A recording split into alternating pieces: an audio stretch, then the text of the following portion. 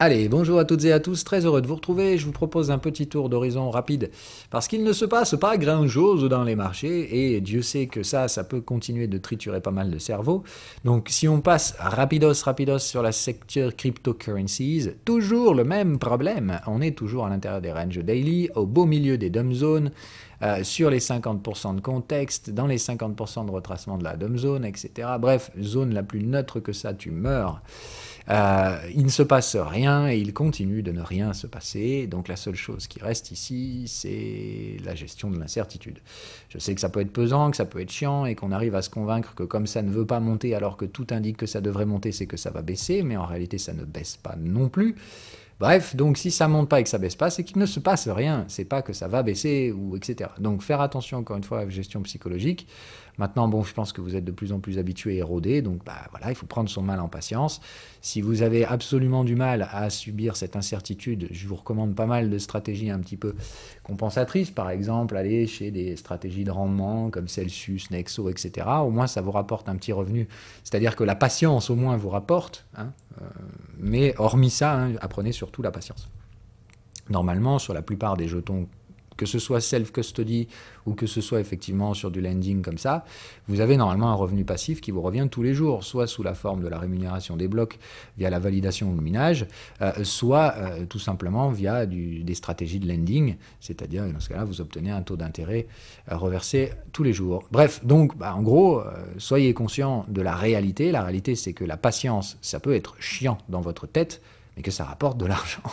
Donc en soi, vous ne devenez pas plus pauvre tous les jours, et les prix qui baissent, encore une fois, ne reflètent pas la valeur. Je vous rappelle, les prix peuvent faire absolument ce qu'ils veulent. Maintenant que les ranges sont matures, on a traité la valeur, c'est rejeté à l'achat ici, rejeté à la vente ici, et on a remis un coup à l'achat ici, très probablement qu'on arrivera à passer la zone vendeuse, ça je vous l'ai déjà dit, c'est pas garanti, etc. Mais bon voilà, d'un point de vue valeur, les prochains tests de valeur se trouvent hors de la dumb zone. Donc tant qu'on est là-dedans, les prix font ce qu'ils veulent, mais ça n'a aucune valeur. Alors qu'un taux d'intérêt et une rémunération journalière via du staking, ça c'est encore une fois des revenus. Voilà. Bref, passons là-dessus. Donc évidemment, je passe sur l'ensemble du secteur crypto. Pour moi, il n'y a rien qui se passe si ce n'est Monero, qui ne suit absolument pas les collègues. Et je trouve ça très intéressant. Je vous avais dit, de toute façon, Monero, il a sa propre thématique. C'est pas du tout le même délire que les autres. On n'est pas sur de la croissance ou de l'innovation. Monero, on est sur le secteur top privacy. Le jeton, je vous l'ai dit, un jour, il fera la une parce qu'on dira « Ah mon Dieu, le Monero a pris tant de pourcents, ça veut dire que les hackers vont devenir milliardaires, etc. » Bon, bref, tout un tas de conneries, encore une fois. Je vous rappelle que la qualité aujourd'hui des productions journalistiques est quand même assez flippante. Alors ça ne veut pas dire que tous les journaux font de la merde, mais quand même une large majorité le font.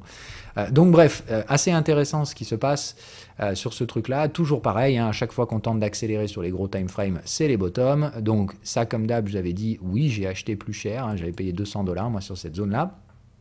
Oui, ils ont tenté de me péter un petit coup, mais ça ne m'a pas fait changer quoi que ce soit. C'est juste, encore une fois, moi je paye sur les supports, j'anticipe pas les cassures de support dans les tendances haussières. Mais bon, voilà, on revient taper la moyenne, on rebondit. Maintenant, bon, j'ai pas peur de vous dire qu'une tasse avec anse comme ça, si on revient chercher le haut, ça va faire bouchon de champagne. Et que ça émergera une tendance. Je rappelle, les cup and handle produisent des tendances, elles ne produisent pas des ranges. Donc bref, il y a effectivement beaucoup à voir sur Monero dans son propre et dans sa propre thématique. Comme je l'ai toujours dit, si vous voulez une thématique privacy dans votre portefeuille, il ne faudra pas attendre qu'elle fasse la une des journaux parce que c'est à ce moment-là qu'elle partira en couille.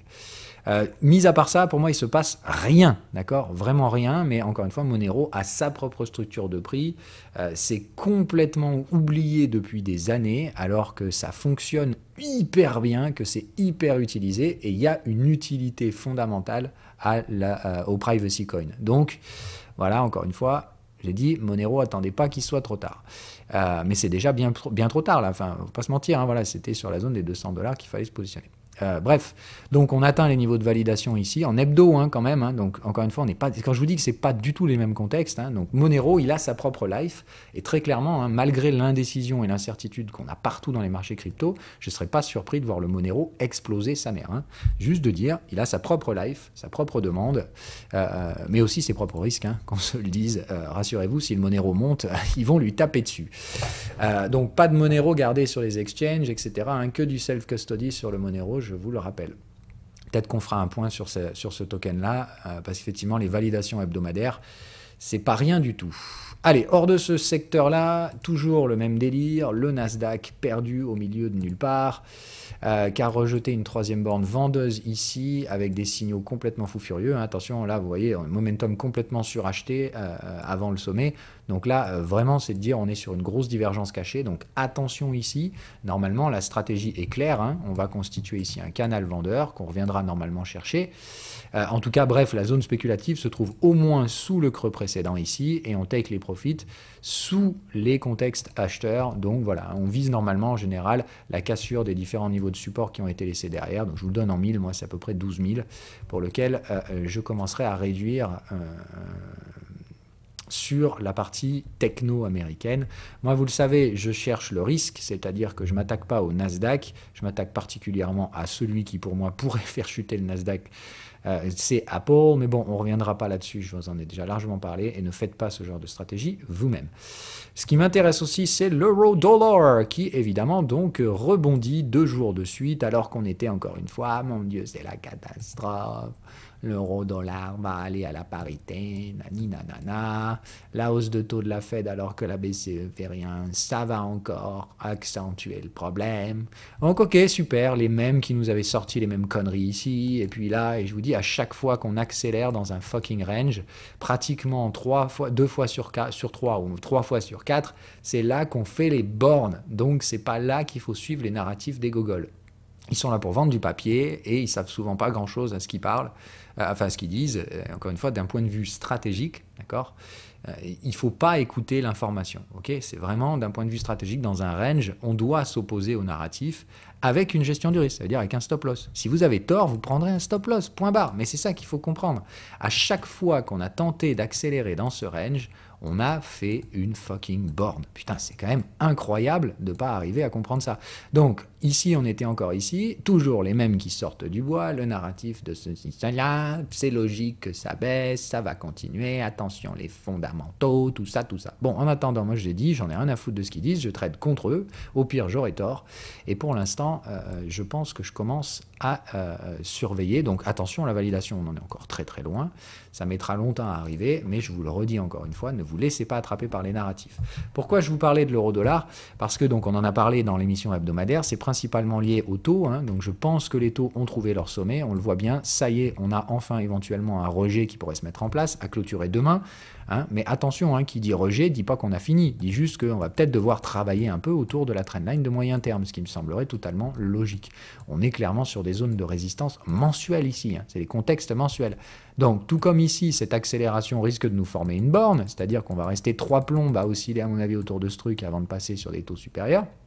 Donc attention, là ce que ça veut dire, c'est que donc on commence à retrouver enfin des volumes acheteurs éventuellement sur les contrats de taux. Enfin en tout cas on commence à retrouver quelques acheteurs. Donc on va surveiller un petit peu tout ça bien entendu.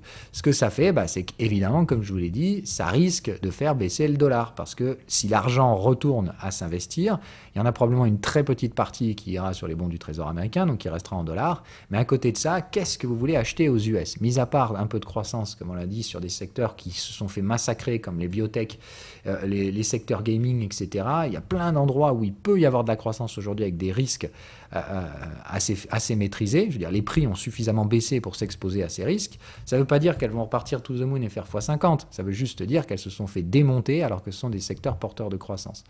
Donc elles peuvent clairement être achetées. Donc il y a des capacités aux États-Unis d'absorber un cycle haussier parce qu'il peut y avoir clairement des entreprises qui peuvent proposer des gestions du risque acheteuses. Mais pas tant que ça, parce que quand même quand on voit le S&P 500 qui a un PER supérieur à 20, c'est quand même flippant. Donc c'est de dire qu'aux États-Unis, il y a très peu, hormis des poches comme ça, de croissance très risquée quand même, hein, très peu, à mon avis, d'opportunités d'investissement. Ce qui n'est pas le cas en Europe. Et je vous l'ai dit, en Europe, les PER sont très largement inférieurs. On s'est fait massacrer pendant toute la crise.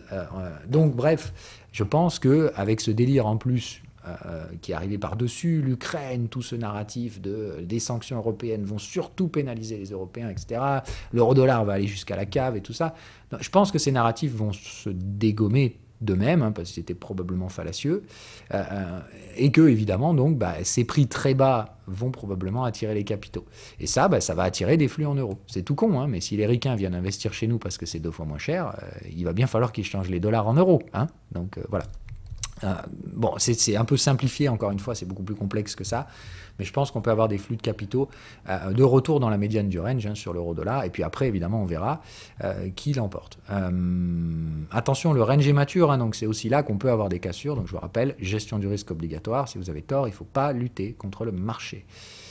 Ce qui m'intéresse particulièrement, moi, c'est le silver. Alors, pourquoi? Parce que je vois tout le monde, encore une fois, parler de ces corrélations débiles entre le marché action et le marché crypto. Donc, je lui ai dit, attention à ne pas mélanger corrélation et causalité. On fera une émission entière là-dessus bientôt.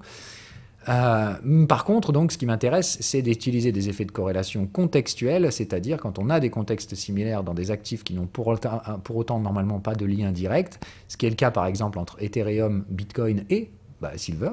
Ouais, par exemple, c'est quoi le lien Silver pourtant, on est dans le même contexte. Des range daily matures, donc on met des dump zones. Mature de chez hyper mature, hein, là en termes nombre de bornes sur le Silver, tu t'éclates. Hein, enfin, voilà. Donc, on a plus de 5 bornes ici et on traite évidemment, pareil, médiane. On est sur la moyenne, 50% des retracements FIBO, on est dans la médiane des contextes. Bref, plus neutre que ça, tu meurs.